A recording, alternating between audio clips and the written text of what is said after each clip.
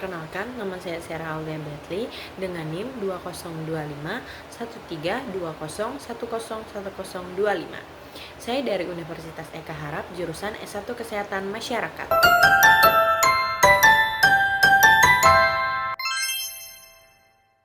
Hai Bunda, pernah nggak sih merasa khawatir karena si kecil kelihatan kurus dibandingkan anak seusianya? Bisa jadi si kecil mengalami underweight loh.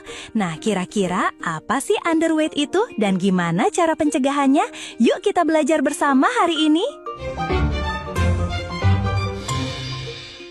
Underweight adalah kondisi ketika berat badan anak lebih rendah dari standar usianya atau berat badan si kecil tidak sesuai dengan pertumbuhan normal anak seusianya. Balita dikategorikan underweight atau berat badan kurang jika hasil pengukuran berat badan menurut umur BB/U menunjukkan nilai Z-score antara -3 SD sampai dengan -2 SD. Nilai ini bisa Bunda ketahui saat melakukan penimbangan rutin si kecil di posyandu. Bunda-bunda penasaran nggak? Kira-kira faktor apa aja ya yang menyebabkan si kecil mengalami underweight? Underweight dapat disebabkan karena kurangnya pengetahuan ibu terkait gizi. Si kecil menolak untuk makan karena berada di fase GTM. Kurangnya variasi makanan yang membuat si kecil menolak makanan. Porsi yang tidak sesuai sehingga menyebabkan kebutuhan gizi si kecil tidak terpenuhi. Sanitasi lingkungan yang buruk, lingkungan yang kotor, air minum tercemar, dan jamban tidak layak membuat kuman dan bakteri mudah masuk ke tubuh anak sehingga menyebabkan penyakit infeksi pada si kecil. Penyakit infeksi berulang seperti diare atau ISPA dapat mengurangi nafsu makan si kecil dan menghambat penyerapan nutrisi. Dan tingkat pendapatan keluarga yang rendah. Terus apa ya dampak yang bisa terjadi kalau si kecil mengalami underweight?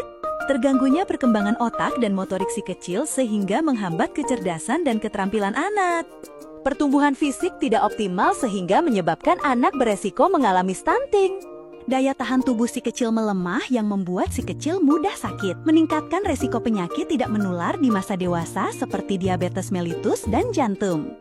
Agar si kecil tumbuh dengan optimal, langkah pencegahan apa saja ya yang bisa kita lakukan untuk mencegah si kecil mengalami underweight? Memberikan makanan pada anak sesuai pedoman isi piringku. Nah, isi piringku terbagi menjadi 2, untuk anak usia 6-23 bulan dan usia 2-5 tahun. Pada isi piringku adik bayi harus terdapat 35% makanan pokok seperti nasi, jagung atau ketela, 30% protein hewani seperti telur, ayam dan daging, 10% kacang-kacangan, dan 25% sayuran dan buah-buahan. Sekarang, yuk kenali tekstur MPASI untuk adik bayi. Untuk anak usia 6-8 bulan, makanan diberikan dalam bentuk lumat. Usia 9-11 bulan, makanan diberikan dalam bentuk cincang halus atau kasar.